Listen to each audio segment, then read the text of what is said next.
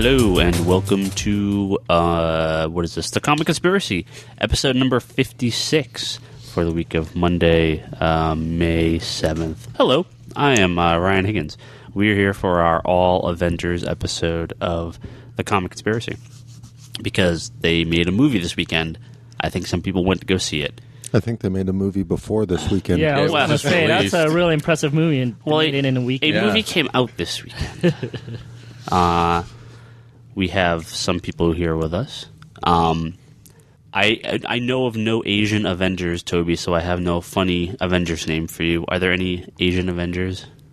I don't know. You could maybe be Thor, because you're also from Wonder Man kind of Asian? No, you're also from northern European places. I guess. So Thor down the far end. Who are you? T too. So yeah, I'm the mighty Thor. Was there an Asian on the Great Lakes Avengers? What's your other name? Your actual name? Oh, Toby.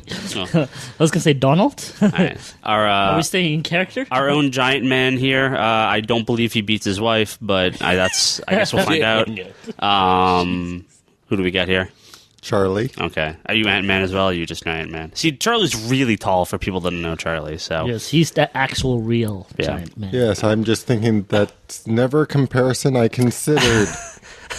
Maybe it's the fact I've never been particularly attached to Ant-Man or Giant Man, there you but okay. Honestly, Brock should be Thor. He looks more like Thor than I do. No, we have our own D-Man here, down here at the seat. Doesn't smell quite as nice as D-Man does, but, we got this guy here. What's your name?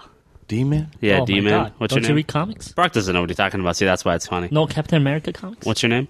Huh? What's your name? Brock? Excellent. Hello, D-Man. That's your Who's name. D-Man? That dumb cross between Daredevil and Spider-Man? Sure.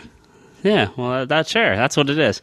And Well, for I, that of course, wiki. am half Excuse me Thor. a second. I'm just going to smash. And I, of course, am half Captain America, half Iron Man, half Thor. The leader, All gay the all leader, the time. the leader of the podcast, Ryan Higgins. That's me. And we're at our Avengers table, and we have assembled for this really long intro that was funnier in my head to talk about the Avengers, whether it's in movies, comics. Oh, down the very far end. The man who was listening in this week's episode will not be joining us, but will be joining us in a few weeks. Lane, we will give you a moment of silence here on the podcast. He saw the Avengers. He's here to hang. He's going to be here with us in a few weeks for our all manga and anime, mostly anime and some manga episode, I guess. That's probably a better way to put it. So, Say hello.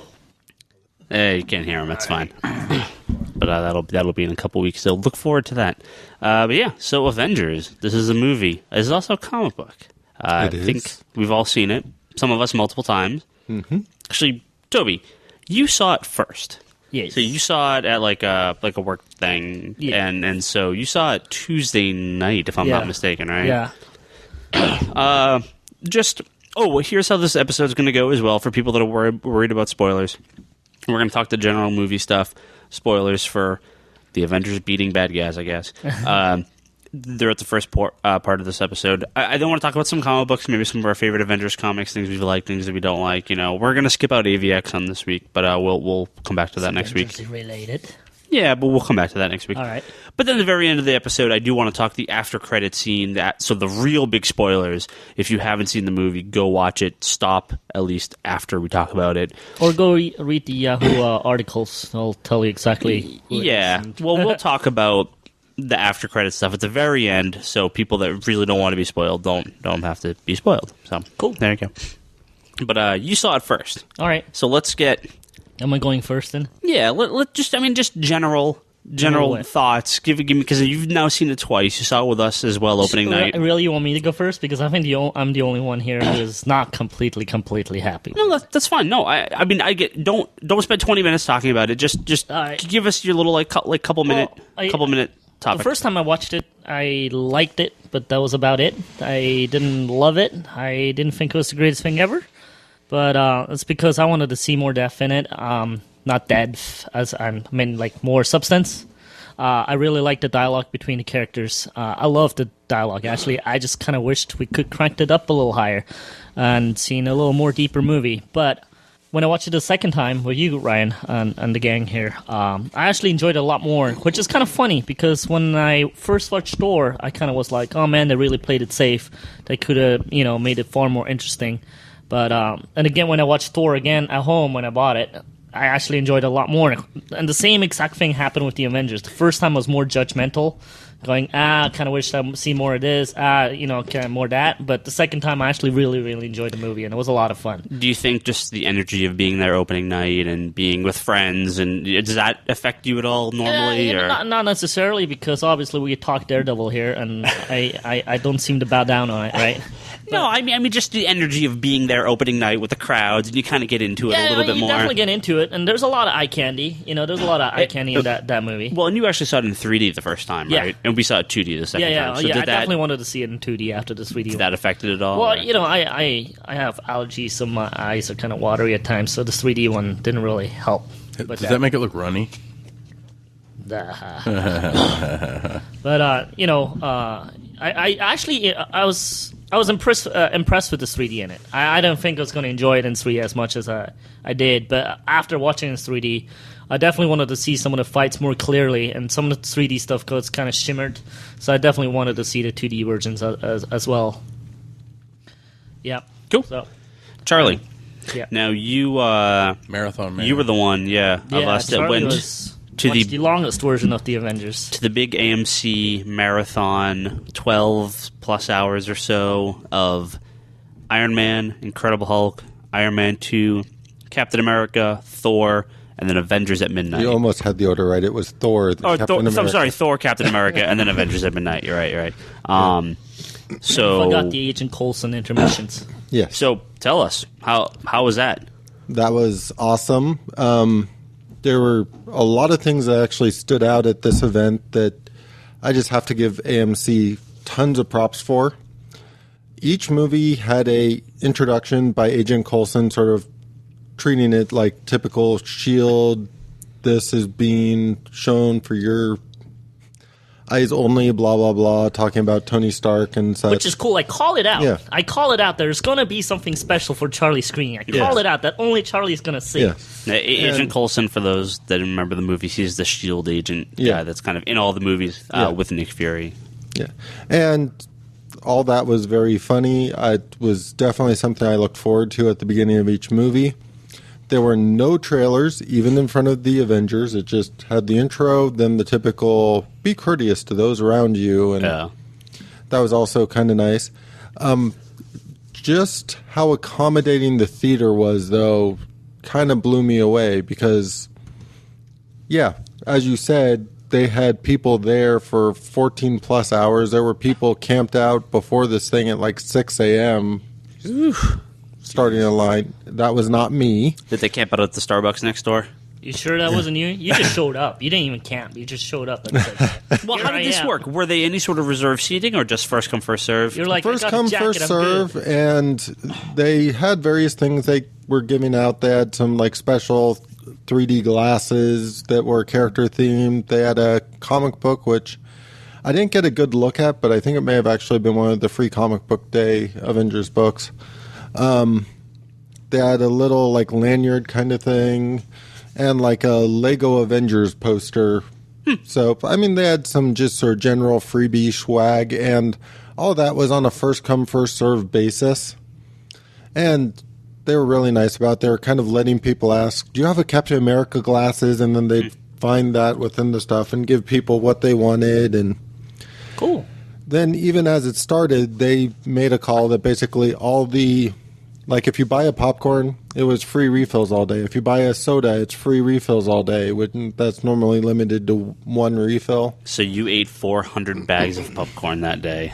No. Like a lot of people there, I brought in some snacks. Sure. Other people around me brought in snacks. When it was time for dinner, I ran over to In-N-Out Burger and brought food back that way. What kind of break? Was it just a break in between each, or did they have like a long break in the middle? No, they had about a half-hour break between each movie. Okay. Half hour to like 45 minutes. People, of course, would then rush the bathrooms and all the stuff you'd expect. But no, it was really nice how well AMC sort of managed an event like this. And I mean, they actually opened up a second screen for it. So there were two going simultaneously. And that would have been my concern, is that if I didn't get a good seat, fuck it. I couldn't. 12 hours of bad seating. Being in the the bottom row, or the front row staring up. No, I couldn't do it. In a million years I couldn't do that. Well, actually, I have to ask: was this on one of their big screens, or was this on one of the medium-sized ones on the side? Because they have a couple big ones, and then they have like the smaller ones. I think it's probably technically a medium-sized screen, but it didn't seem like an issue to me. I mean, yeah, seating is always one of those things that if you stroll in at 12, you might suffer from wherever there's a seat left. But now the first three were 2D, and Cap, Thor, and Iron Man, or Cap, Thor, and Avengers were 3D, right? Yeah. Cool. Anything weird with those, or are they pretty much standard? Pretty standard. I mean, I'm not for or against 3D in any particular way. I'm against paying extra, but at the same time, when a friend says, hey, want to go see this movie, and they're seeing it in 3D, I'll go see it in 3D. So it was kind of a treat just because I own all these movies on Blu-ray, and I don't have a 3D TV. I don't have 3D copies of the Blu-ray, so this was sort of a nifty, hey, look, I get to see these in 3D again, since I think I technically saw Cap and Thor in 3D. Yeah, did I see? No, I don't think I saw any of them in 3D. Yeah, I didn't see any of them in 3D. Out of the Marvel ones, Avengers was the first one. So, let's just do a quick 2-minute little thought process. What's your... Actually, on a side note right now, just before we go into that, for my first screening I went to, I didn't have trailers either. I did, however, get to watch half an episode of the Tron cartoon that's about to come out. Oh, cool. And it's really cool. I mean, the art's completely different than we've seen before, and I have to say I'm pretty darn impressed. The soundtrack is really cool, too. And I kind of... Tron hasn't really done much for me, so I mean, I probably won't check out the cartoon, but I've heard good things, and it looks pretty interesting, so we'll see. Threw me off. I was really... The Disney guy came and presented it, so instead of trailers, we're going to get the cartoon, and I was cool. Like, that's actually kind of cool. So, anyways, continue. Yeah, well, Charlie, give me your quick little overview. Give me your 2-minute take on Avengers, and then we'll actually get into the meat of it. Really, really liked it. It made me realize how much I miss Joss Whedon dialogue. Because, all the character interactions really stand out in that movie. And Joss Whedon has a really, really fluid way of you can be sort of like in the middle of a scene and something will happen. Like it happened with Thor and Loki. And when Iron Man suddenly comes in, it's like in mid-sentence. There's another scene with Hulk and Loki later. Same thing, mid-sentence, and you're already on to sort of like the next cue. And I actually really like that. It always kind of catches you off guard a little bit, just the way that it's just this immediate interruption and almost like a train of thought. Well, I also got to give it to Josh that he's actually pretty good with humor. Oh yeah. The humor is awesome in this, and it's not set up to be funny. It's set up to be serious, but it happens to be funny, which makes it funnier than it is. Completely true to the characters too, which I mean, like, none of the humor in it was at a character's expense. It was all it all felt true natural. to the character. Right. Now, Brock, you came with me as well as Toby. Again for his second time to see it midnight at our local AMC theater, 2D. Tell us give us your little couple-minute summary of what you thought about the movie and any experiences you had at the movies. Well, my girlfriend slept through it. Yeah, I noticed that. Was funny. Now, was she excited to see it, or she wanted to see it, but she was just too tired. The midnight thing was too much. With the midnight thing. Yeah. So we did end up like at 3 a.m, I think, is when we actually walked out the theater. I told her, I'm like, you don't have to do the nerd thing with me on these things. We'll go another time. Now, one of our customers, as well as been on the podcast before, Gage, his brother and his girlfriend came with us. We were trying to get Gage and his wife to come with us because she actually was really excited to see the Avengers. She doesn't usually go for this type of things, and I'm like, you have to take her at midnight. You have to give her like the full geek experience with all the people that are dressed up. I have to say, there's more and more and more people showing up dressed up at these screenings. Well, at the one we were at, there was a couple people dressed up. I saw a Black Widow that was walking around. I saw like at least 10. if not more. At ours? Yeah. You didn't see the giant group of like dressed up people. There's at least like 10 in there alone. What I was gonna say is there was a group, but they were like the cardboard Gundam style of oh no, that's another cosplay. That's another group. Butter helmets. That's like I think 3 or 4 of them. Yeah. There was all 3 or 4 of them in like the super cardboard fake bad on purpose. Yeah. Bad on purpose. That was pretty funny. You didn't see the female Thor. You didn't see the Iron Man. You didn't see. I didn't see them. Oh, dude, there's like a whole group that was there. Oh, I totally missed that. Yeah, I think Al knows some of them. Oh, okay. Yeah, I think Al is known in the community of dress up. One of our friends, friend of the podcast, Al. He is a notorious cosplayer. Has done multiple Jack Sparrow. Actually, got to go to Disneyland for a day and be a pirate and a bunch of stuff. So yeah, he's big on this. But yeah, no, continue, Brock. And then your quick couple of minute. What you thought? No, I mean, I was really, really impressed with how it came off. I thought it was well-rounded enough for each character. They seemed to get their equal amount of time in the film. The joke's really funny. I want to watch it again just because I always hate when there's really good humor in the film and people are laughing so loud that you can't necessarily hear the next line of dialogue. Sure. Yeah. So there's plenty of that. So it's kind of one of those things where you want to go back to revisit those scenes. But I've enjoyed Joss Whedon's work before. I love Firefly. I love Serenity. Yeah. I haven't gotten to his Buffy stuff, but he did a really good job with this interpretation of the Avengers on the big screen. Yeah. So, I mean, overall, it was a really, really well done film. There was a few things that I had kind of issues with, just in delivery and stuff like that. And I've talked to a few people about it, like Black Widow and Hawkeye interaction. There was no real setup for that. It was just kind of just talk about their relationship prior, and we didn't really get to see any of that, which I think would have been a little bit better to see, because then it would have been a little more heartfelt. But we'll get into all that stuff in a second here. So I know when I went to go down, I met a few of our friends. So this was the midnight show. I got there at about 9:45 or so, 9:45, 10. A few of my other friends got there about 9:30. They were not within the first 300 people in line. They had the 2D showings. The 3D showings had their own lines. Our 2D showings, there ended up being more 2D showings as it went on, but they had lines for us for the 2 shows that we were at. And the line was just, I've never seen a line this big there. Never for anything. It was wrapped around the entire bottom of the complex, just around the entire thing. It was craziness. Should have come to the marathon. Yeah, apparently. well, the funny thing is, I think was a Dan Slott that tweeted on Free Comic Book Day. It's like, everybody's here now. For all the normal people, go watch Avengers now. Yeah. Time to go watch it. Yeah. Well, we ended up. Free Comic Book Day. We're gonna have a big discussion about that next week as well. Okay. That was this weekend, but I figure we'll just deal with Avengers this week. So we got into the theater. It was myself, Jim, who's been here for a couple podcasts, and a few of our other friends. We go into the theater. So we had 10 people. I think it was 13 total. We had 10 tickets and then a few other people that were meeting us. There were not 13 seats, period, in the theater when we got there.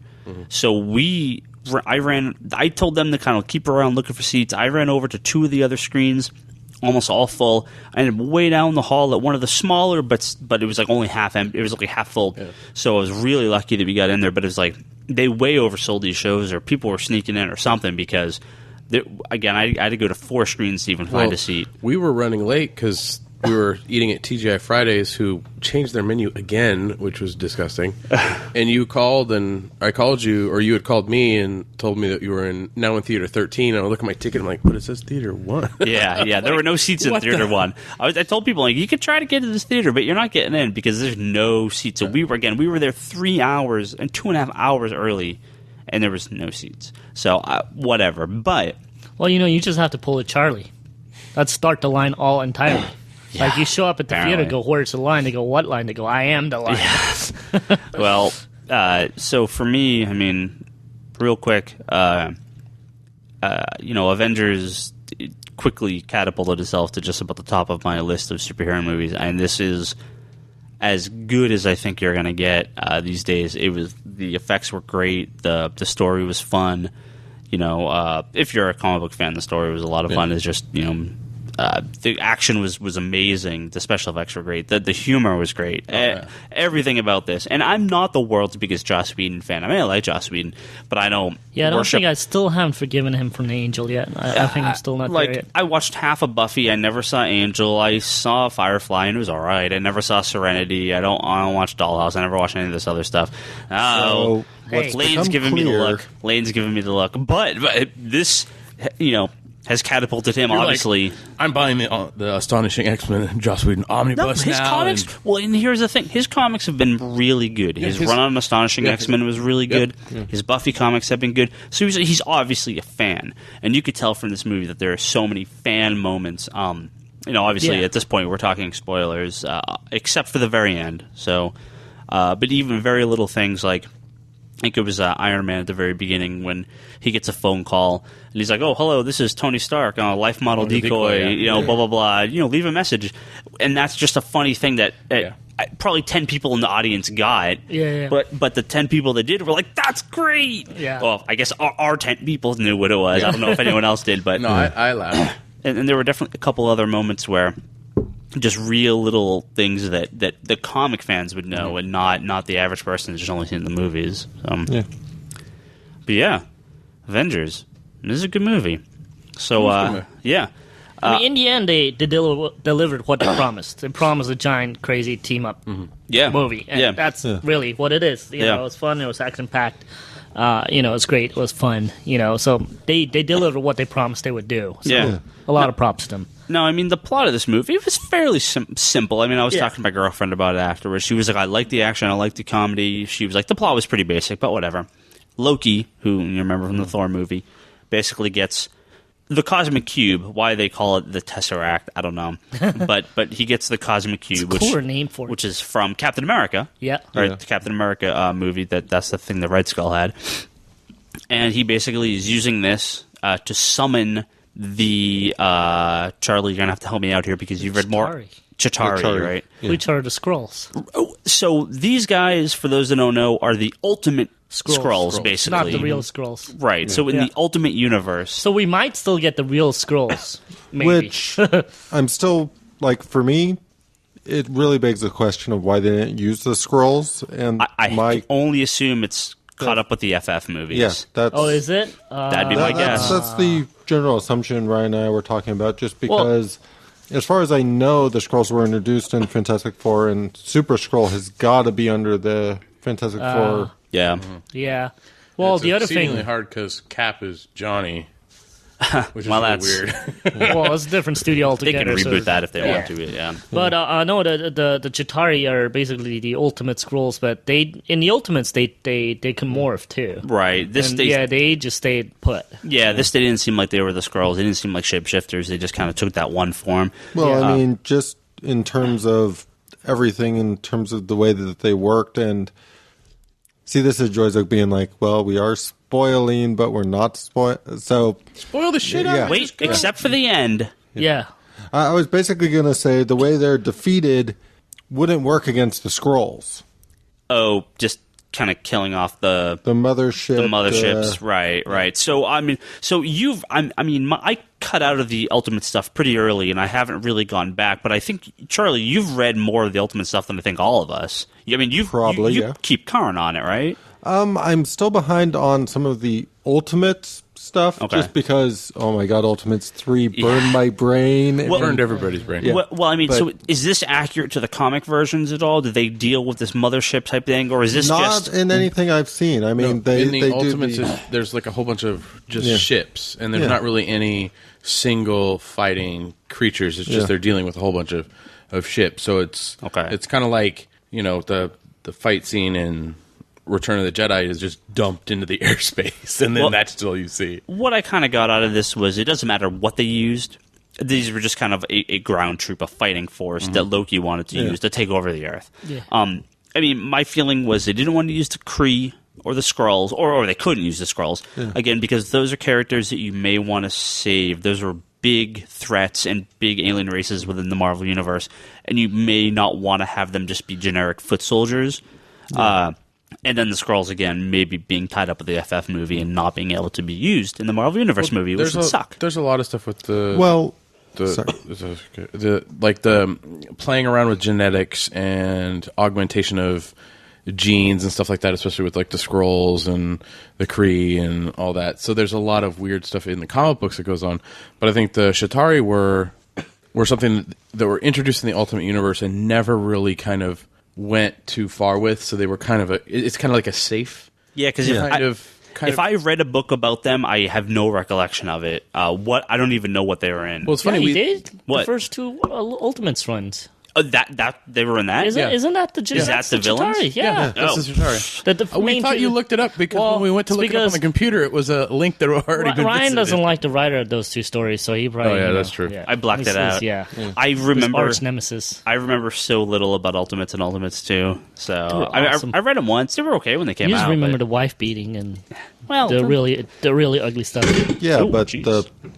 all that wasn't really new to the Avengers or... It's a new take on it, but... Well, yeah, but... It was more in your face. But yeah, no, it's not those first two. Sure. That, Sure. Or the main Chitauri books. Okay. Yeah. So loosely based on Ultimates, loosely based on just the classic Avengers. So, the remainder of the plot of this movie is, the Avengers get formed by Nick Fury and S.H.I.E.L.D., and they go and they stop Loki. So, there you go. I mean, that's the movie. It's a very simple plot, but it's not about the plot. Well, you only got 2 hours, right? Well, you got 2 hours. You have like 20 characters. Yeah. And there's not a lot of room.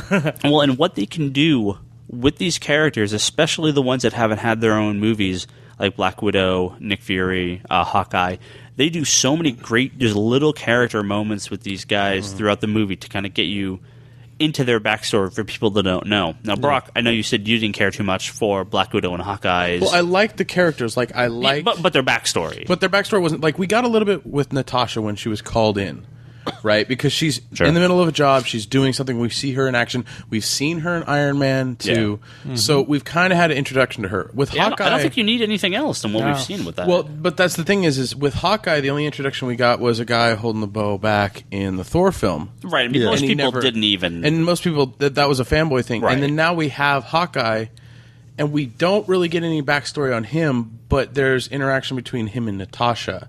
And so, but we don't see where that comes from. We don't we don't have a lot of backstory in Nick Fury either, really, if you think about it. But with Nick Fury's been in so many of the films, but no backstory to him. I mean, I think what we have here is the main Avengers cast. We know their backstory.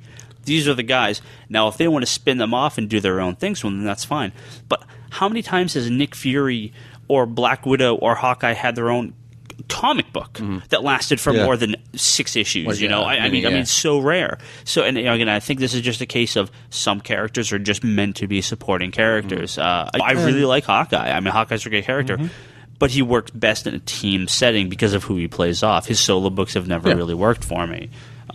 And I think the little information we got was in that opening scene with Black Widow, and then the relationship with her and Hawkeye. Like, they're military people, or military, quote unquote. Well, they're S.H.I.E.L.D. people. I really like the spy stuff that with the Loki scene where she pulled her spy powers out. Awesome. And to me, that said more about Hawkeye and her relationship than like the initial thing. That's the thing is in Hollywood, you're supposed to show, not tell. But they did. Yeah. No, they told. They didn't show you. Showing would be what happened in Bangladesh. All you need, but that's a joke. Those you always had. That's a movie trope of like, remember what happened in blah blah blah. And you never reference it. I understand that's a trope. But the thing is when you have characters that are having this much of an interaction and supposedly this much caring between them, and we don't see any of that. The one shot of them fighting back to back, and that they show like on like the security footage or whatever, that's all you need. You don't need anything else because you basically get your own movie at this point. Yeah. If they want to spin off the origin of Black Widow and Hawkeye and do an origin story of the two of them, and that'd be great to see. Fine. That'd be great to see something. But I think that these characters are the ones that kind of fell short because they are. They're supporting characters. I actually disagree with because we only seen glimpses from them, and this is the first one where they had footing in the movie. And they had equal footing with Iron Man. They had equal footing with the Hulk. They had, I would say they had more screen time than Iron Man, Cap, and Thor. Yeah, because you needed them to set it up. Right. I mean, Yeah. in the end, I mean, all you really need to know about Hawkeye is the same as Nick Fury. He's an agent of S.H.I.E.L.D. Yeah. And in this universe, that's kind of really all you need to know. Yeah. I mean, but that's the thing is we are coming into this knowing some of this stuff, but there are people coming into this who don't know these things. Yeah, I don't think anyone walked out of there going, "Oh, I don't know the backstory of Hawkeye, so I don't get it." It's almost like who they relate with. Like he's the human, and so is Natasha. They're the two, non-powered people. Well, here's a question, Toby. I know you've seen the movie and you hated it, but I think you're going to go see Expendables 2, right? You saw the first one, Yeah, horrible movie. but amazing, right? No, horrible movie. No, it's horrible. But it's movie. amazing that they got all these guys together. Yeah, I right? mean, it's fun. Sure, It's exactly. fun. Let me It's rephrase it. It's fun. terrible, but I'm not but- going to say it's amazing because Sure. it's a horrible movie. Do you need to know the backstory to any of these guys going in? Nah. Right. Who cares? And they give you a little bit, I'm sure. I mean, Because I haven't kinda- actually seen it, so No, really, but it's I want kind to. of funny. So, I was sitting next to Jim, who is, a friend of the store at the Avengers screening, and the Expendable 2 trailer came The out. trailer was so good. Yeah, and it's funny because he's like, man, the first one was so good. I'm like, no, it wasn't. He goes, yes, it was. I'm like, take all these actors out of the movie, replace them with a bunch of no-names, would you still like the movie? He was like, oh. Yeah, no, it's not what it's about. Yeah. And I think Avengers is that same sort of thing where you know enough about these guys going in that you don't need a dedicated backstory because these are Well, this is something I've actually been telling people when they've asked me about the Avengers, and especially people around my work and that kind of stuff who are like, well, I haven't seen Thor yet, or I haven't seen Captain America. I'm like, It'll probably help. yeah, you should Yeah. you should watch that, then go see the Avengers. Because I think there's 'Cause- I was talking to an Australian guy at I forgot where I met him, but he already seen it too. Mm-hmm. But he's not a real comic book guy, and he says he was thrown off by Captain America. He didn't know the backstory. He didn't know he was a man out of time. Yeah. So he said even though he watched the movie, like he didn't watch Captain movie. He says it threw him off a little bit, but he pretty much picked it up right away. I mean, it's not hard. I mean, Sure. Well, I think going forward, this is going to be our issue: is that if you've seen all the movies, you get it all. But when we're like 5 or 6 Iron Man movies, Well, this is exactly why Jon Favreau didn't want to do the third one. He Right. says it's not only a sequel to Iron Man 2, it's a sequel to Cap, Thor, Avengers, Right. and the 2 Iron Man movies. So, Right. it's getting a little too convoluted. Yeah, I don't know. Go ahead, Charlie. I was just going to say that I actually think for the way they handled this by using Loki, by sort of making him the face of the bad guy in this, it was actually the smartest thing they could have done because they didn't really have to set up the Yeah. bad guy. They didn't have Yeah. to give you his history. It's the same thing you were kind of talking about, not being able to see the history of Hawkeye and Well, it's Black Widow. They're basically pulling on everything they've done before to be able to tell the story in a more direct path. So what I was going to say was my issue with this type of movie going forward is, as great as it is, we are in the same problem that comic books have. Yeah, it's continuity. So in order to understand Avengers 2, you're going to have watched Iron Man 1, 2, and 3, Cap 1 and 2, Thor 1 and 2, But Avengers, now- Ant-Man, the Nick Fury solo movie. Yeah, what but now, order? But now Exactly. let's go back, though. Isn't this like a massive freaking plan? I mean, just think you're some executive going.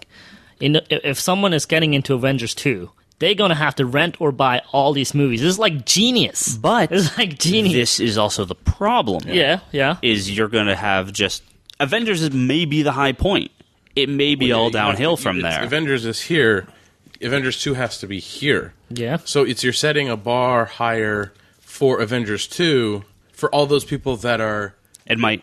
that have already seen it, but the people coming in now are going to be like, you can't spend as much time going back and visiting these characters. I'll be honest here. I'll be honest. I mean, as much as I want Avengers 2 to do better than Avengers 1, I think Avengers is probably, in the whole picture, probably the big thing. Right, Because right, it's right. never done before. Right, You right. got crazy individual superhero movies, and then they all team up. Right. Now that's been done, unless DC does it on their end. Right. It's not a special the second time around Right, anymore. right. So yeah, I don't know if number-wise, money-wise, we'll do this again. Well, this is kind of my expectation, especially with things going forward. I think the spin-off movies, as you say, are probably going to be a bit more standalone. Yeah. Well, But we'll talk about more about that at the end of the episode. Well, it's kind of funny Yeah. too. I I think Captain America would have probably profited if they had a movie in between the two. Like the first one, the first Captain America movie, and then one in between, then the Avengers. I think that would have profited the character a little more personally. Well, I understand what you're saying by that. I don't think it necessarily needed to be a whole new movie. Even if they just, not to coin this so much, but even if they had put out a half-hour direct-to-video or something, sort of... Well, actually, it's funny that you mentioned, like, half-hour direct-to-video. I was talking, like, the Hawkeye thing and kind of these intro to people, and you got the Agent Coulson little intros in your thing.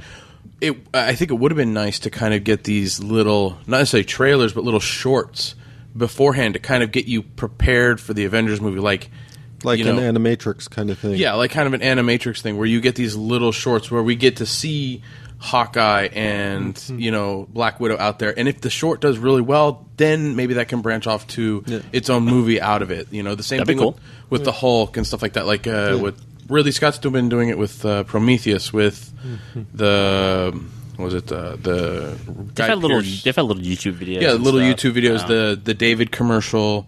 I know Spider-Man did it with the news channel footage thing with Dennis Leary.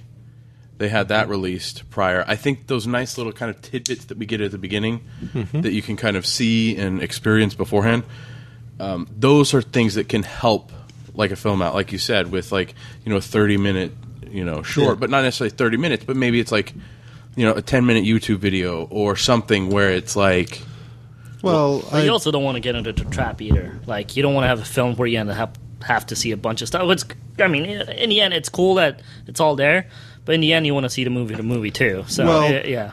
My issue with, as you said, about not having that sort of bridge with Cap is even though they gave you a little bit of it at the end of Captain America with the hospital room and all of that, I loved the scene in Avengers where they're kind of doing the flashback to showing him in World War II, and then you finally see the scene of him on the table and somebody going, my God, he's alive. And I'm like, that's a classic scene in comics. That was taking what we saw at the end of Cap. That scene at the end of Cap when Nick walks in and giving us a little bit more from it. I would have liked just a little bit more than that, though, I guess is what I'm saying. And as you said, if they had done a short, I mean, if he's just sitting there boxing, and he's prepping and it's like boom, boom, boom, boom, boom, and we build it up. But then in the movie, we get we don't see that big, huge, long thing, but we get we're like, oh, I remember watching that. But you get enough, like you said, from the film. Something like that could work too. Well, I think it's just personal. I wanted to see the Man Out of Time thing, and after him going through this crazy New York battle, and he's still like, oh, what's a TV in the next movie? I'd be kind of like, come on. Yeah, I think you know what I mean. Miss out on some of that, like some of the what's a TV? What is? I don't want, but I don't. Austin Powers had that. I don't want to. I don't want to see that. I want them to say it once. Yeah, or twice. It's a bad example, but you know what I mean. Yeah. But I don't want to see that. But I don't want to see any of that out of time stuff because you get basically maybe one movie with a little bit of it. I understand what you're talking about. But I wanted to see that before this crazy battle. Right, after this crazy battle, he should be acclimated to the current things. No. More, yeah. Well, more, yes, but I mean, been on a spaceship, and here's my issue with all these little trailers and stuff beforehand. You guys are suggesting it's even worse than asking someone to see 5 other movies because now you're asking them to find everything, track down these YouTube clips and Facebook games and whatever. It's like, and as much as I love the idea of these combined universes and getting all these movies together and having a Justice League movie and all this whatever. This is the problem that comics have always suffered from, and it'll be interesting to see 20 movies in when we're on our 3rd Iron Man actor. We're going to have our Crisis. Well, right. I mean, Infinite Conflict. Do they continue these? Do they keep doing these movies in the same continuity? Well, it's also like the actor's going to get older. Well, right. At that point, do you replace the actor, but the characters? I mean, they already done it the whole 3 times at this point. Right. And do people people may not care about Hulk, but when you replace Robert Downey Jr., that's going to be a big deal. What happens then? When you replace Sam Jackson, what happens then? Well, and it's like the same thing. You don't want no David Hasselhoff? With the guy who plays Cap. I forgot his name. I don't know why I'm blanking. Chris Evans. Is he going to be able to go back to doing a Fantastic Four film?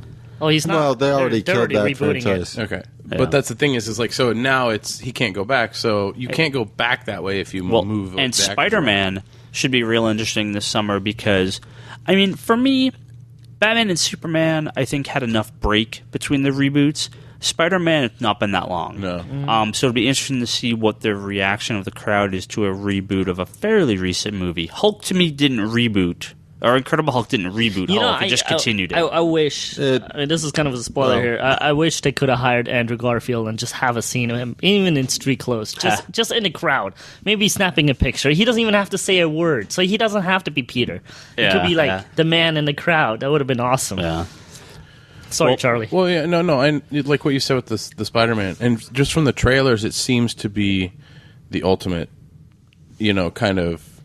where his parents and all this stuff. So it's that's not even necessarily like ultimate, or I mean, you go. Yeah, his parents is in the regular line, isn't it? Yeah, they've had a lot of fun with his parents over the years, bringing them in, having Agent them of be S.H.I.E.L.D. clones, not clones, this, that, the other thing. Hey, look, Harry. Were they involved in the Clone Saga?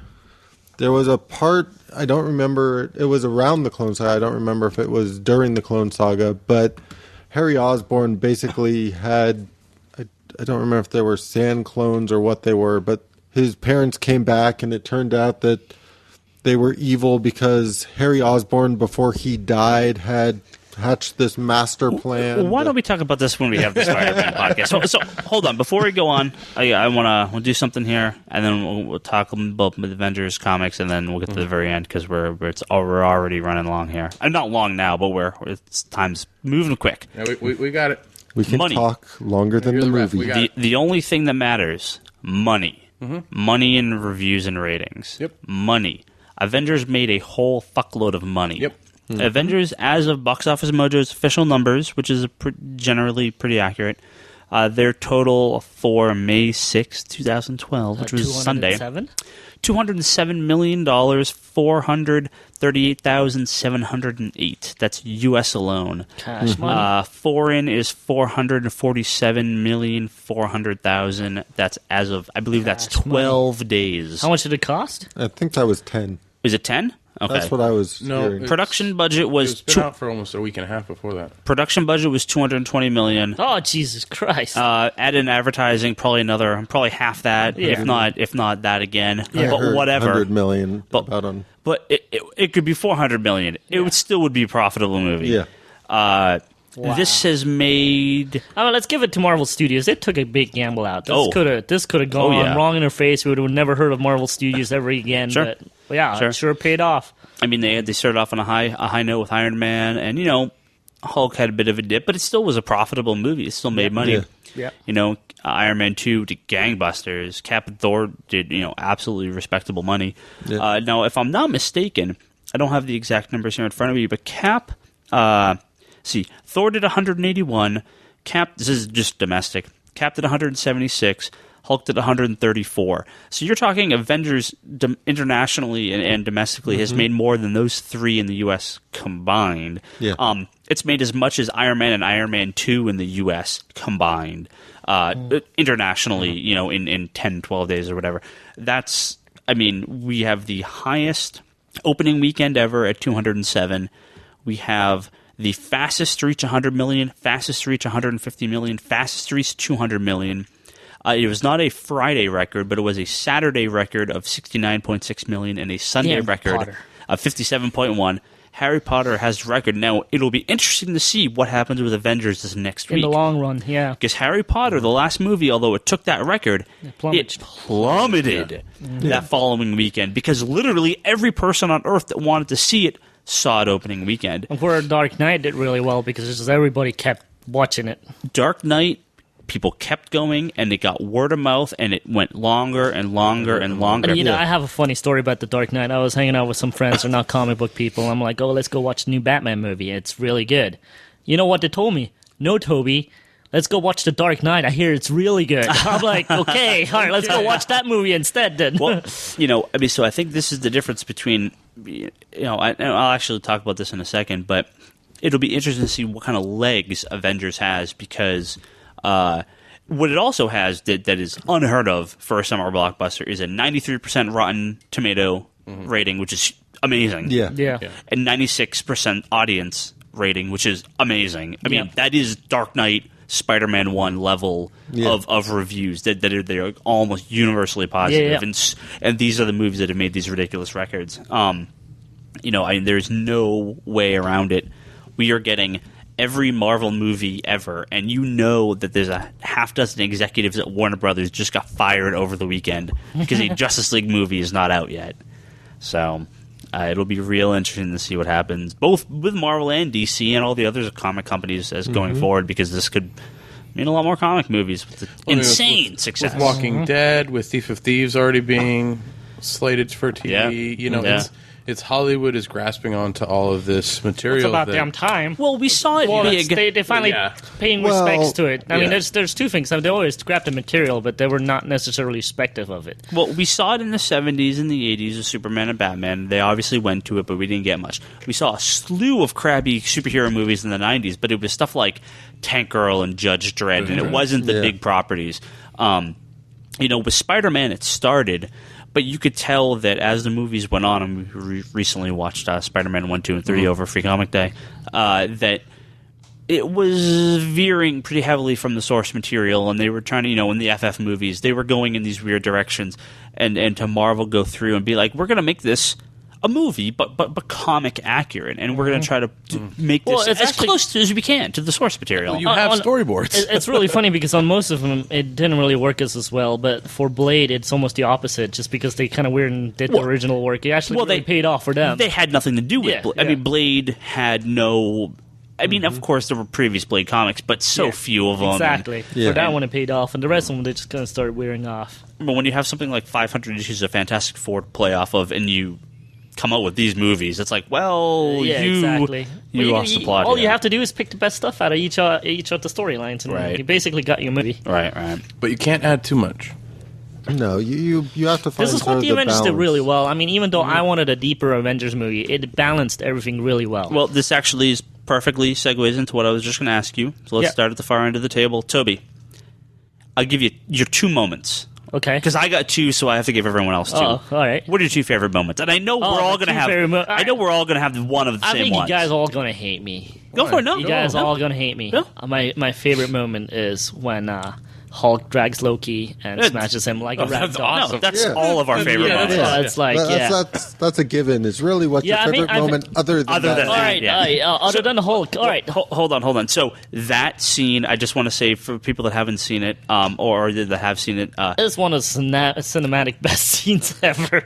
It is one of the funniest moments. Hulk just grabs Loki and throws him around like a rag doll, and the entire audience died. Now, for those that couldn't hear it, because I think that was one of the points you were saying. Yeah. What Hulk says after that is he says, "Puny God." Yeah. Because Hulk's you puny human. Yeah. That's how he says. Yeah. So beautiful line. But that could be your pick. No. I think that was too given. There was a bootleg copy that ended up at my house. Yeah. I didn't buy it. I didn't get it. But I was like, let's test it out and see the quality. 1, quality was shit. Of course. 2, it didn't start out the right moment. But I fast-forwarded to that scene just to watch it blurry again. Nice. Well, no. The Comic Conspiracy Podcast does not support nor want to tell anyone to stop it already. We know do what any you sort do. of bootlegging of any form. No, I'll do my 2. Being a guy that likes a lot of the female characters, my favorite scene that has to be hand down, besides the Hulk ones, is when Black Widow is interrogating Loki without actually interrogating it. It was just one of my... It's very, very well done. I have to give Josh Whedon a lot of props. The way he done it, it is very Josh Whedon-esque. Very Josh Whedon-esque. And I just when she kind of totally switched tone, I'm like, this is fly. So I really like that. The second one is more humor one, is when another Black Widow one, when she's talking to Bruce Banner. And he goes, alone, huh? And then you're on the outside and there's surrounded by all the military guys. So I think those 2, besides the Hulk ones, those are definitely my 2 favorite scenes. Charlie. So we already covered what my favorite scene is. Let's say except for that scene, because that's everyone's favorite scene. Well, and the other Hulk one, right? Which other Hulk one? The one with Thor. The one with Thor. That was great. That was an awesome scene. And just from sort of pure enjoyment value, it's really hard to beat those scenes. But there's another Hulk scene that sort of springs to mind when he sort of first changes as the ship's coming, and he's like, well, my secret is I'm always angry. Yeah. That was good. Yeah, just that sort of like initial realization as he just sort of changes without fighting it, without... Yeah. Brock? Oh, I'd probably have to say that Hulk punching Thor scene was one of my favorites. Yeah. That's fine, too. Yeah. I have to also add that it's Charlie's kid's favorite scene because he started doing it to his little other brothers. His older brothers, might I add. It's the youngest one that's been doing it. Yes, my 2-year-old likes to punch my 7-year-old. I did call him Mini Hulk because when I'm at Charlie's house, I mean, Kyle is just running around like the Hulk. Like, he's jumping on chairs, he's ripping things apart. Charlie must love that. So besides those 2 Hulk scenes, I guess, I would have to say the scenes where... No. Because those are just... It's one of those things where it's everybody's. Yeah. I would have to say I really, really enjoyed the scene with Iron Man and Loki, where Tony comes in, walks in casually, asks him says, about the drink do you want a drink? Yeah, that's I'm so going to have a Tony, drink. too. And then it's just this nice scene, and then all of a sudden, tink. What the... Tink. Oh, so awesome. Yeah. And then I would have to say that the next best, my next favorite scene besides the Hulks were when Bruce Banner rides up on the little motorcycle. He's like, tuk, tuk, tuk, tuk, tuk. That was awesome. So one thing we haven't talked about, and I'm not going to say it's my favorite scene, but I did want to mention this real briefly, is the Joss Whedon gotta kill a character that everyone loves, or it wouldn't be a Joss Whedon production. It's freaking set up beautiful. What is that line from Serenity? No, but if you think about it, a leaf on the wind. Yeah, no, but that thing is set up so beautifully. I mean, you set up a character through all these other movies. Yeah. He's barely in them, but you start caring for the guy quite a bit. Yeah. You can't kill any of the main characters off. Yeah. So you kill the guy you start caring about. You go, no. Right. So they killed Agent Coulson, who's kind of this little background shield agent that's been in all the movies and slowly got progressively more important. And I had a big scene in this Avengers movie before dying. So, no, I'm not one of my favorite scenes, but I did want to mention that. I think I might know what your favorite scene is. So I have 2. Can I guess on one of them? Sure. I'm guessing it's a major fight scene where they choreographed it beautifully, where it's the 2 guys, the one jumps off, goes to the next character, he jumps off, the other guy, it's almost like a handoff of each character, and it's just this beautiful team-up segment. You absolutely guessed right, but so my first favorite scene, and I mean, we've seen this in the trailer so many times, but it still, I think, is a beautiful shot. Just a shot where they all land, and the camera circles around them, and you see them all, and they all kind of do up. Like, that, to me, is the closest we've seen to to a comic book character in a scene in real life. I mean, it is. They picked the perfect shot for the trailer. That's the Avengers Assemble scene. And it had that same, like, I mean, even though I've seen that 100 times in the trailer, like I just had a smile on my face, huge when that scene happened. I mean, that's a defining moment, right? Right. It's like that's what we all been waiting for. Is all these characters finally together, right? Right. And you mentioned all these characters kind of leapfrogging off each other. As the movie was going on, and now again, Charlie, you're a bigger Joss Whedon fan, and Brock, you've seen more of these, and definitely laying down the end, you're a huge Joss Whedon fan. I noticed the entire movie was focused on 2 characters interacting in a scene together. Almost every scene, there was very few scenes with more than 2 characters. It was always 2 people, 2 very different people interacting.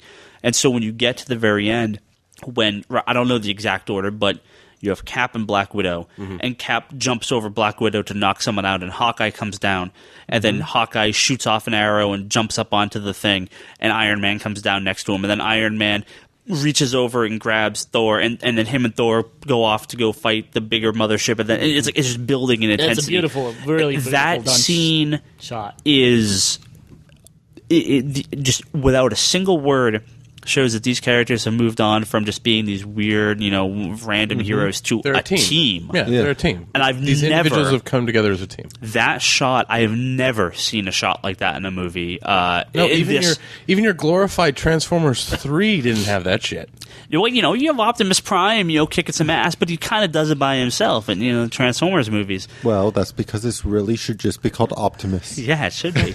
But, the way they do that scene in that movie to me was just shy. I mean, no, it wasn't just shy of perfect. It was perfect. The end battles with the Chitauri were amazing, with the going back and forth and the trading off and the interactions and stuff, and backing each other that segment up. Right there was a defining segment. Yeah, that segment for me is everything I've ever wanted to see in a comic book movie. Now, earlier on in the podcast, we're talking about kind of where this kind of goes on our list of movies, and for me, Superman the motion picture and Batman Begins and Dark Knight, I have to take out of the equation. Those are not just good superhero movies. Those are some of the best films of all time. Mm-hmm. I mean, Superman the motion picture was a defining moment in cinema history for special effects and storytelling and what that movie did. Mm-hmm. What Christopher Nolan has done with the Dark Knight movies is I mean, I don't care, groundbreaking. Well, here's where it's not fair for me to compare Avengers to Dark Knight. No, I mean, there's people who say, "Where is it Dark Knight level?" I'm like, that's not even fair. No. Dark Knight is one hell of a movie. It's not a superhero movie. I have to pull those three movies out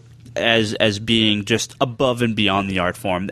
But when you talk superhero movie, and whether it's Superman 2, whether it's the Tim Burton Batman movies, whether it's Iron Man, whether it's Green Lantern, Avengers to me is probably the best at this point. I mean, I want to give it a little more time. I want to watch it again. Mm-hmm. Yeah, but it is a high bar that I don't think a movie's.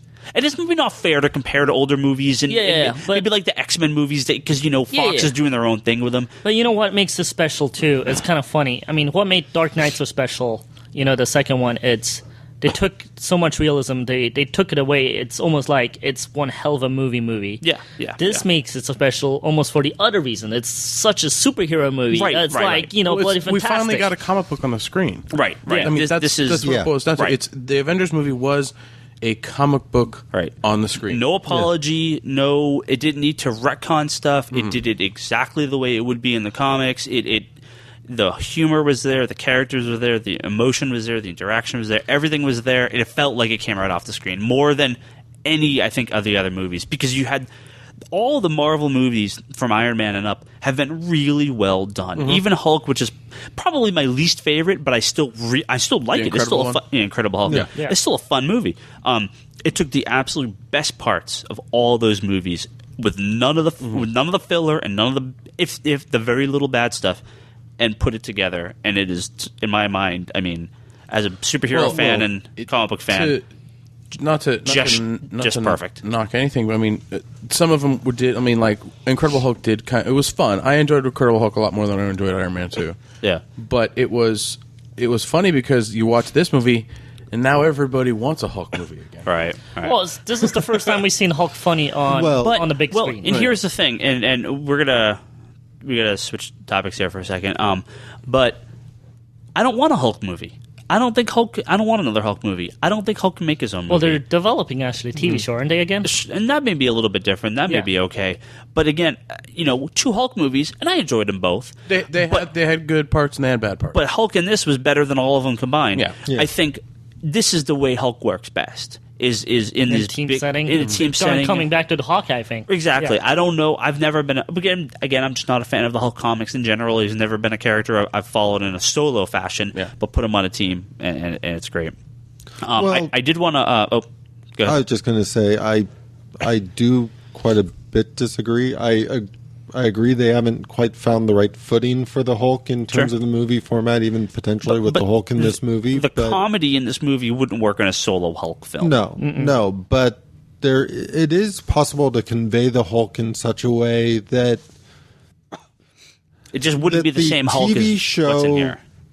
Basically managed to capture a lot of the best qualities of the Hulk, sort of the guy who doesn't want to just like David Banner in the show, but would still sort of get involved and want to do what's right. And even though his every instinct what's shown in this Avengers movie too, it's kind of a nice nod. Yeah, and it's something that I kind of find interesting. And they kind of got this a little bit in the Incredible Hulk movie, but he desired to still connect with people and stuff, yet he knew he really needed to be alone, and that's why he kept moving on and kept sort of trying to stay one step ahead in the TV show. And I think it equates to we haven't found the right villain. There's I think that's the biggest thing for the Hulk is that we haven't found, like, this was the first time we saw a villain that the Hulk could just go at it and just let loose and just, smash and rage and rampage and do all of that fun stuff that we want to see Hulk do. Whereas in the first 2 films, he's going up against Thunderbolt again, and then he has the Abomination, and that kind of was there, but again, it had that. It was tainted with the Thunderbolt Ross stuff. Yeah. So I think it's more of along the lines we have to find, a quality villain here for the Hulk. Because I mean, not to be weird, but I mean, Planet Hulk was an amazing story. Yeah. Even though it was a blatant ripoff of Gladiator. But I really enjoyed the Planet Hulk story. And a large part of the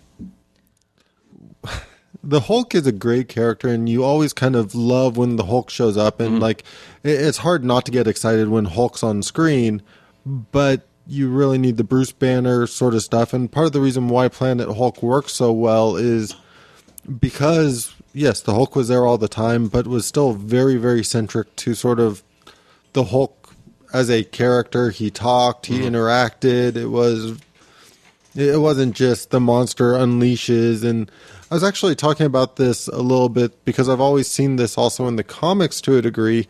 I always kind of feel like Hulk is almost Bruce Banner's pressure valve. Yeah. The longer the Hulk's out, the more he kind of calms down and isn't this big bottle of rage just tearing things apart. And you could even sort of see it in the Avengers, which is part of the reason I liked the way it was handled so much, is in that final scene, it's like the longer Hulk is smashing, the more his smashing carrying is a little bit more controlled, isn't going quite as wild. It sort of felt that same way that, like, okay, yes, it's still the Hulk, but as soon as you sort of let off some of that anger, some of that steam, he sort of transforms more into a hero than a force of nature. It's the balance between there's the monster brute versus the smart man, and as everything can smash, it starts to balance out where we get this kind of coherent monster that can, smash and follow those, simple instructions and be part of a group, and still retain some of what Banner is, interacting, especially, when that scene when he punches Thor. It's actually one of my favorite things when Banner is talking and figuring things out with Stark. Mm-hmm. It's one of my all-time favorite things in the movie, when they were talking all the technical stuff. And it's like seeing, Reed and Peter working together. It's like seeing, it's just stuff as a comic book fan. You just love. It's nice to see that side of their real identities, not their it's the way they done it. I mean, when Stark was like, trying to figure out, pushing the buttons a little bit and trying to figure things out, it's just a beautiful thing to see. And when he said, like, the Hulk saved your life, in the movie, I was like, that's a beautiful done scene right there. Yeah. Well, let's talk some comic books here for a second, and then we're going to let him.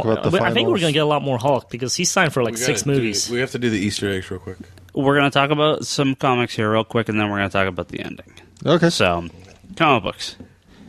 Avengers, if you may or may not know, is based on a series of comic books published by Marvel. You may not know either is one of Ryan's favorite because he's been trying to put together the entire run for a long time now. It is. I picked up an Avengers number 4 a little while ago, which is the first Silver Age appearance of Captain America. Mm-hmm. Which is really funny for Ryan being such a DC guy here. He's actually trying to put together the entire run of Avengers. Yeah, it's. I've been collecting Avengers for forever, basically since I first started collecting comics.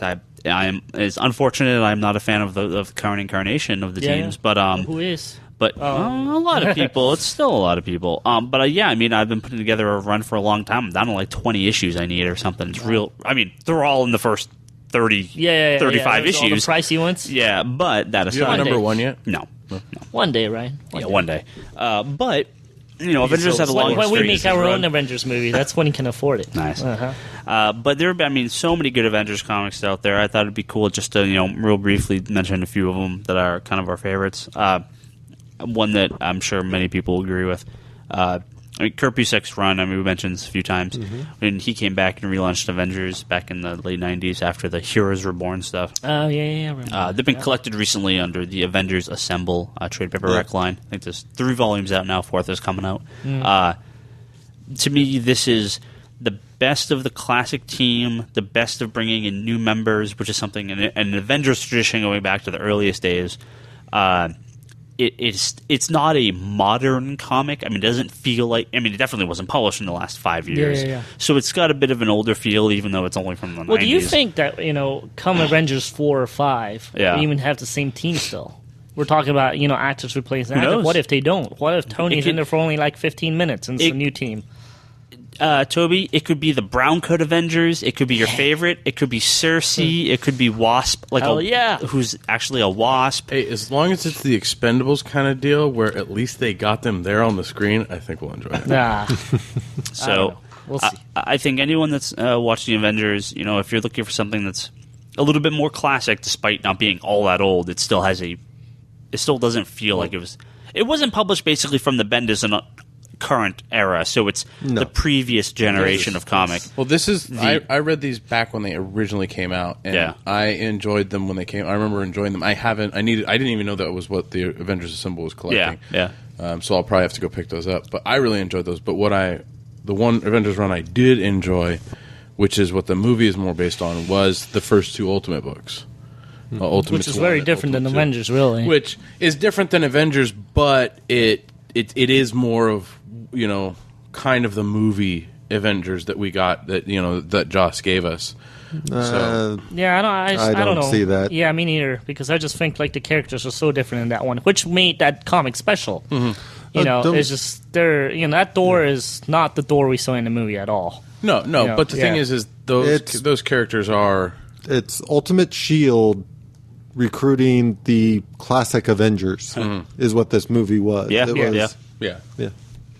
But I enjoyed Ultimate, so I mean, I haven't really. That's one hell of a book. No, I haven't read too much. Don't get me wrong. Stuff. I haven't read too much. That's why I'm kind of having to go with what I've read. No, although I'm not a huge Ultimates fan, if you liked the movie, you will probably like Ultimates. It is a case of. I do think we need to put a little tag on it saying that if you're a parent, you're thinking about buying your son kid a book. Ultimate's probably not the book. Don't buy Ultimates. Yeah, it's really more for the adult fan. Yeah. And hence my kind of definition between a modern comic and an older one. Because, I went back and I read Operation Galactic Storm, which is another one of my favorites from the 90s. And, I mean, I like it, but boy, we've come so far in like 15 years. Yeah. Like, it is crazy where comics have gone. I mean, they just are literally nothing like they used to be. And we're not even talking like 60s, 70s, 80s. I'm talking mid-90s, early 2000s. I mean, not that long ago. These comics are not that old, and the shift is so dramatic in this kind of it's really the Joe Quesada, Brian Michael Bendis, Jeff Johns, Grant Morrison, Dan Didio up era of comics. Marvel and DC have shifted in such a dramatic fashion. Yeah. Well, I think they've started to bring in things from TV and film writing that have boosted what's going on on the actual page, at least for the dialogue and the narration stuff and the overall stories that we get. No, Toby, which I know what yours is going to be, but let's hear it. I don't know. Well, here's the problem, right? When I grew up reading them, I read them in German, and the creators weren't really the highlight of it. It was just you read what you got. And then there's so many. I mean, I love the West Coast Avengers. I knew it. I just absolutely love the West Coast Avengers. And if you're a Hawkeye fan, if you like Hawkeye in the movie, West Coast Avengers is the one to get. It's just I love how Hawkeye was challenging Steve all the time. Yeah, that's his team. Yeah, it was like he goes out and tries to prove on his own, and I kind of love that stuff. I really like the storyline where they brought back the original Human Torch. With the Vision greeting him. I think that was the John Byrne. I think it's a lot of the John Byrne stuff. I love that stuff. Yeah. I love the Brown Coat Avengers. I never knew that's what they were called. That's like the fan term. Yeah, I never knew. I love the characters on that team. Cersei is one of my favorites. During that time. I'm surprised Joss Whedon didn't use the Brown Coat Avengers, because isn't that what they call Serenity fans? Yes, brown coats. Brown coats. Yeah. No. I mean, I'm kind of glad to stay away from that visually, but there's so many storylines I really enjoyed throughout the years. But West Coast, definitely one of my all-time favorites. Charlie? Are you going to get that bound? Like, are you going to collect It's my plan. It's actually one of actually my plan to do Nice. that. It's West Coast Avengers, the Batgirl run, other stuff too. Chuck Six and Birds of Prey. I'm actually a little stumped right now because there's certain times I've been really into Avengers. Sort of like, I actually liked the Heroes Reborn Avengers stuff. Yeah. I thought that was pretty good. I enjoyed that whole universe, as it were. And I mean, I can think back to some classic Ultron Avengers stories and Well, they just recently reprinted the Kree Skrull War, which is around the end of issue 100 of Avengers. That's real classic. Yeah, and that's sort of what's sort of coming to mind is these sort of big events there, and they kind of almost dwarf just being Avengers stories to me, just because when I start thinking about some of these events that are coming to mind, I'm like, yeah, but that also brought in so no, it's there's a lot of highlight to be found within Avengers stories. I have particular bad guys I love when the Avengers go up against, like Ultron's really high up there for me. I really like just his history and basically any time the good guys create the bad guy, you're in for a good time. It typically is. Yeah. I liked parts of the Bendis run. I kind of felt like it started to suffer from too many Marvel events, but I like parts of it. But I think when we get to talk about the ending of the movie, maybe there's a book you might want to recommend. Which is funny. Yes. We're in print, isn't it? No, it is. It is. Okay, so it's hard to get. We're going to pretty much say this is the end of the episode, except for we're going to talk about the after. So we're doing it after credits? Yeah. So after the credits. After the credits. After the rollout, we actually talk about the after credits thing. Yeah. Hey, that'll work. I could do that. All right, so well, why don't we do that then? Why don't I wrap this up and then wait through the credits, and then you'll get the after credit talk. I guess that'll actually work well. So, if you like this episode, you should keep listening because we're going to be talking about the Avengers here a little bit more. But if you want to hear other episodes, you should also go to www.geekbox.net and go to comicsconspiracy.biz, which is the site for the store as well. All these episodes are posted there too. You can go to forums.geekbox.net. That's where we discuss Avengers movies and Avengers comics and other comics that aren't Avengers. You can go to Brock's blog, which is conspiratorbrock.com. You can hit us all up on Twitter. I'm Ryan Higgins Ryan. Brock Sager. Toby XI. Insanity in Chaos is Charlie. No Omar today, but he is Comics and Decline. Don't forget to listen to the Infinite Long Box, which I think, Charlie, you've just talked about the Avengers for like 3 hours in the last 2 days. That's always okay. You guys did your Avengers episode yesterday, right? Yeah. I can talk about comics and comic movies for hours and hours and hours. Part of the reason why I'm still helping out here. Nice. So, I think that's it. If you want to send us an email, love to hear what you guys think of the Avengers movie. Comics, the comic conspiracy at geekbox.net. That's our email address. Review us on iTunes, please. Oh, yes. I've been bad. I haven't looked at my iTunes in a week or two. You haven't looked at it. Review us on iTunes. Give us a 5-star review. We'll read your review and your name on the podcast. It'd be fun. I just keep forgetting to do it. So... so I guess listen to our parent podcast, Geekbox. Oh, of course, and our sister podcast, Good Job Brain, and the Comedy Button, and our Rich Uncle Comedy Button. Yeah, Rich Uncle. Rich Uncle. They could be our Rich Uncle. So and that's those are all our podcasts, and I guess we'll run the credits now and listen to the music. Don't tell them. They have to stay on their own. Right. So if you're leaving now, leave. The podcast is over. Adios, ciao. The next, you just don't have a clue. Don't let the dog get on the way out.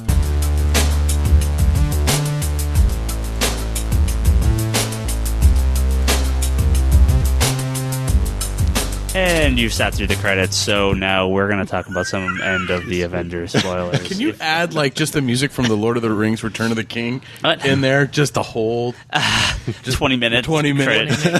No. Fortunately, to make them wait. Fortunately, we only made them wait. I mean, it's only right we do it this way, and we're back. It's only right. Yes. And we're back for more Avengers talk.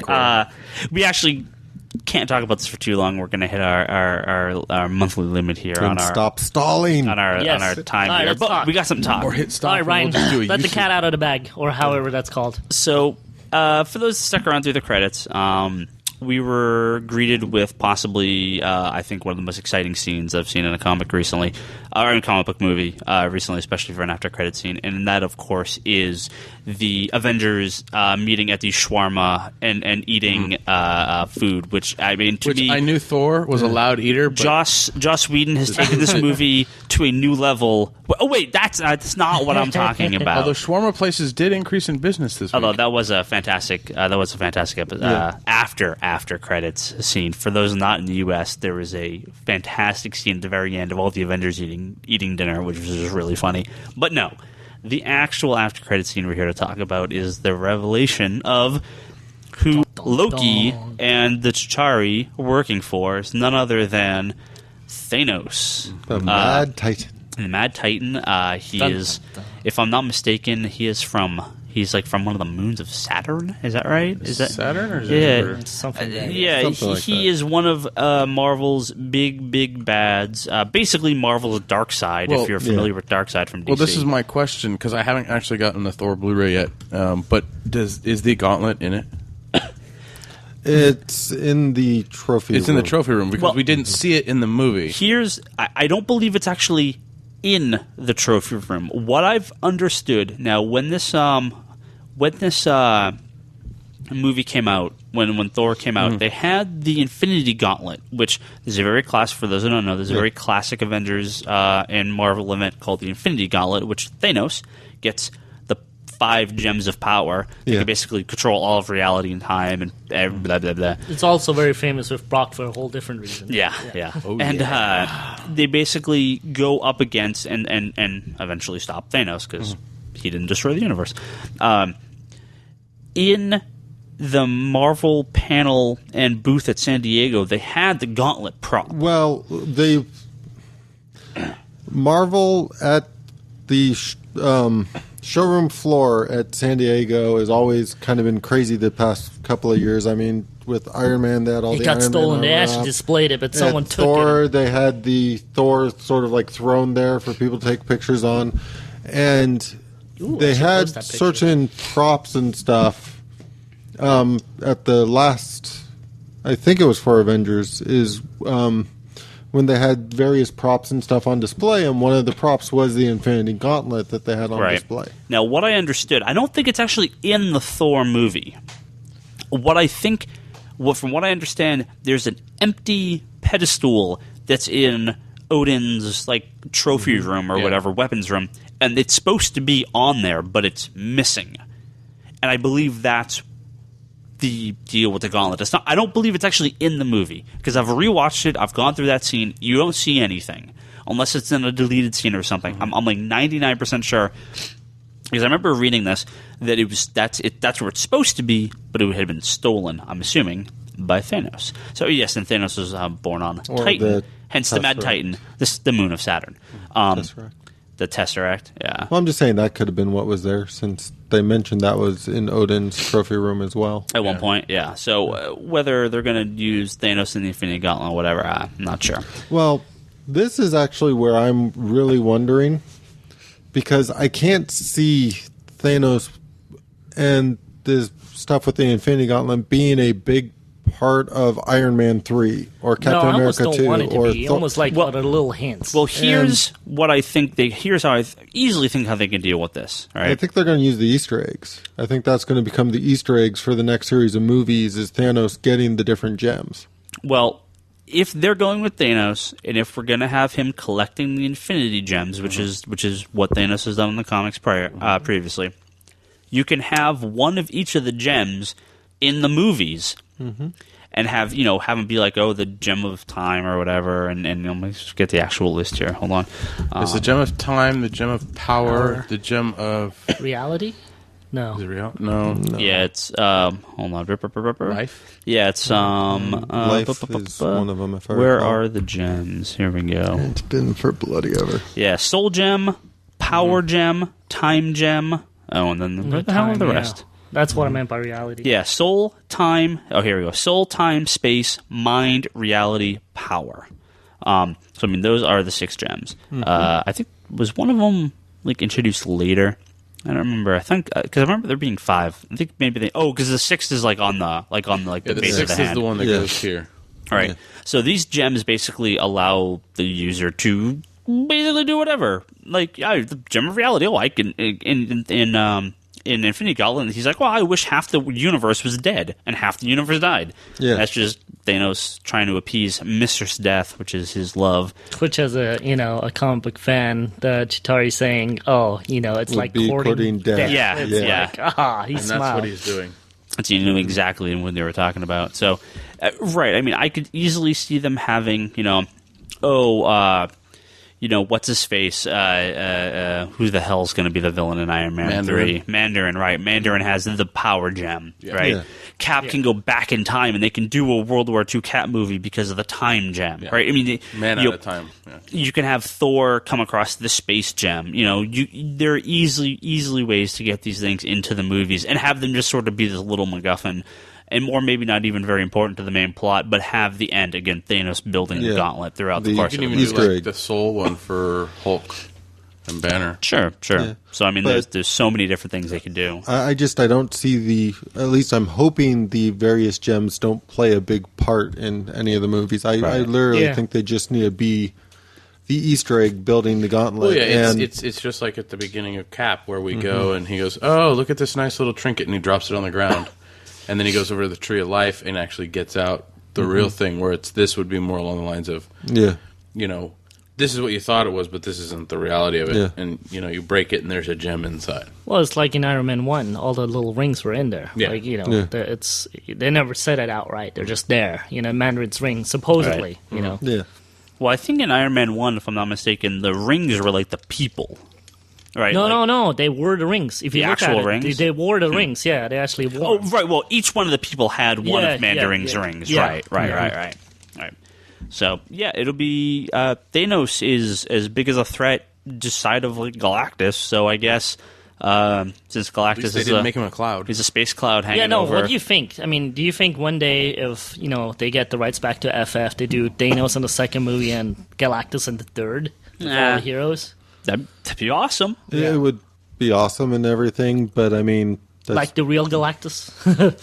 There's definitely one thing that can be taken from a lot of this stuff, and you talk about throwing money at a movie or whatnot, and I can understand making some choices. Well, we can't really afford to do that. Then don't put that in that particular movie. Wait till you can get the budget to do it right. I think with Thanos, it's interesting because... I don't know if Marvel is ready to make a space-bound movie. That is... Thanos would have to kind of be on Earth. I don't think we're ready for a outer space jaunt through the galaxy. The stuff that we've seen from them is it comes to us. Like, everything from space comes to us, and this is the first time kind of we've gone to space with this one. So it's kind of one of those things where it's like it's teetering on... Do we need to see something like Nova or Guardians of the Galaxy or Annihilation? That would just be... if you have a Marvel Studios Nova movie, I think Ryan would not be alive anymore afterwards. Well, no, I'm just saying that would just be way too much. I mean, you're going to have the main cast, probably a few new members, and then the threat has to come to Earth. Yeah, I don't want them to lose sense of the core that they have right now. They got a really nice core, and it happened to work out. I mean, X-Men are gone, Spider-Man is gone. They happen to have the Avengers core still, and they made a really good job of it. They did a really good job of it. I kind of agree and kind of disagree. I agree that the threat has to come to Earth because they're not going to go, oh, well, something's going on in the other half of the galaxy. We're going to get on a ship and go investigate. Oh, Reed just made a fantastic car and we're going to go there. Yeah. But that being said, as you said, Thanos isn't known for being like, well, I'm going to just stick on Earth. I could see him coming, getting the gems, making a big deal. But if the gems are on Earth, then that's his excuse. So that's his excuse. If the gems are on but Earth, I wouldn't be surprised if he went back to his throne, or because I mean, all they really have to do is build a particular set off, and you've already seen it with Asgard and that kind of stuff. You can have a big battle in space without necessarily making it a big cosmic... Yeah. You're still grounding it to something. Yeah. But what I don't want it to turn into is if Thanos does come here to get the gems, I don't want it to turn into a ripoff of like Blackest Night where everyone comes to get all the entities that are here. Well, I mean, we don't obviously know what they're going to do. We don't even know Avengers number 2 is ever going to show up. So, but have After Thanos... Are you sure we don't know that? I'm just saying. I'm just saying. Well, they locked up the actors for plenty of movies. Ton of movies, yeah. And that's the other thing I got to applaud Marvel for is, I mean... They locked them up. they locked them up, and everybody they seem to be working with... Seems to be into it. Seems to be into playing these characters and being part of this universe. And I read a weird interview where I think one of the guys I think it was Chris Evans saying he was signed up for a certain amount of movies. If you were to do a cameo on like one of the other movies, that would count as a movie, and they're trying to save him for maximum things. So you might not see as many cameos as you've seen before, at least not with the main characters. Yeah. I, to a degree, disagree, and I think part of that is the fact that they've locked these people into so many movies. Some of them, I mean, you heard that Mark Ruffalo. Oh, he got 6. Yeah, he got 6. Well, a guy like him you might see, but a guy like Captain America, where they can literally make 3-4 movies out of him besides the Avengers. My point is when they signed up like a contract with Samuel L. Jackson, his contract was for like 11 movies or something crazy like that, because they built into we're going to pay you this amount, and we're pretty much saying these many are going to be cameos. Mm-hmm. So I'm not saying that you will see Chris Evans do a lot of cameos. Well, no, this is something I think he said in an interview. It was either him or Chris Hemsworth that said it. Like, they're trying to save me for the right movies, not the cameos. Mm-hmm. But basically my point is some of the contract negotiations is very tied to we're not tying you down for, basically there's going to be a time limit on that. They're going to say you have to have, okay, we have you for 6 movies, but we have you for 6 movies over 10 years or over 15 years or whatnot. That kind of stuff doesn't tend to be open-ended. We're not tying you to a production schedule that's taking months out of your time. It's if it's a cameo appearance like Nick Fury, it'll be a little bit here, a little bit there. But they have that. I mean, they have Agent Hill for that now. Yeah. So Thanos was pretty awesome, huh, guys? So Thanos. Yeah. Oh yeah. Excellent. Oh yeah. All right. We're going to go ahead and wrap up now. I have to say, Can't wait for not the a blow scene up I like Infinity though. Gauntlet. Not a scene I like though was when when Black Thanos Widow showed up? No, when Black Widow got tossed into the air by Captain America, and she goes, "This should be fun. Just do it." And toss it in. That was pretty cool. Yeah, that was good. All right. Well, actually, we're going to talk with Omar next week because he'll be back. I know he wants to talk a little bit about his Avengers, what he thought of it, and then we'll back with just regular comic stuff. We got Free Comic Day next week and a bunch of other stuff. So some iTunes reviews. Yeah, hopefully some listener mail. Yeah, we'll be back next week for a new episode. If you have not seen the Avengers, you're the only person on Earth, so go see it. If you've only seen it 2 or 3 times, what's wrong with you? Go watch it again. It's fantastic. How many times have you watched it? Once. Okay. I don't even know. We should be back next week on Monday. I'm actually getting my wisdom teeth removed later this week, so barring any complications, we should be fine for a new episode. You can come down. You can just be. Yeah, that's going to happen. Well, my only advice to you, having gone through this recently, is don't try to force yourself back early. Yeah. So, barring problems, we'll be back. Still record. We'll be back next, or I'll be back next Monday, and everyone else will be here anyway. So, yeah, we'll figure something out. But my plan is to definitely see Avengers. Not another time this weekend, but next weekend. I see it at least once more. I have to go again because Callie actually wants to see it. Yeah. So she had surgery today, which went well, but she can't drive or go anywhere. So I'm thinking this might be a good time to be like, okay, honey, let's go sit and relax and watch a movie.